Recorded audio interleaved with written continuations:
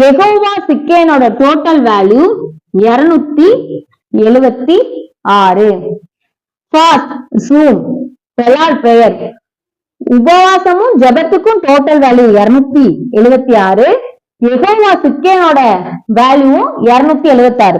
So நீங்க உபவாசம் பண்ணி ஜெபிக்கும் பொழுது அது தேவனுடைய நீதி வெளிப்படுகிறதுக்கு வழிவகுக்கிறது, அல்லது தேவன் நீதி செய்யறதுக்கும் அது வழிவகுக்கும். அதனாலதான் மத்தேயு 17:21 தேவன் இப்படி சொல்றாரு, இந்த ஜாதி பிசாசு ஜபத்தினாலும் உபவாசத்தினாலுமே அன்றி அப்படின்றத சொல்றாரு. சோ யெகோவா சிக்கேனு நீதி செய்கிற கர்த்தர் நம்ம உபவாசம் பண்ணி ஜெபிக்கும் பொழுது அதுல தன்னுடைய நீதியை செய்ய விரும்புறாரு. இதுக்கு அடையாளமாக பைபிள்ல எஸ்தர் புஸ்தகத்தை நம்ம சொல்லலாம். எஸ்தர் புஸ்தகத்துல பாத்தீங்கன்னா தேவன், கர்த்தர் அந்த மாதிரி எந்த ஒரு வார்த்தையுமே எஸ்தர் புஸ்தகத்துல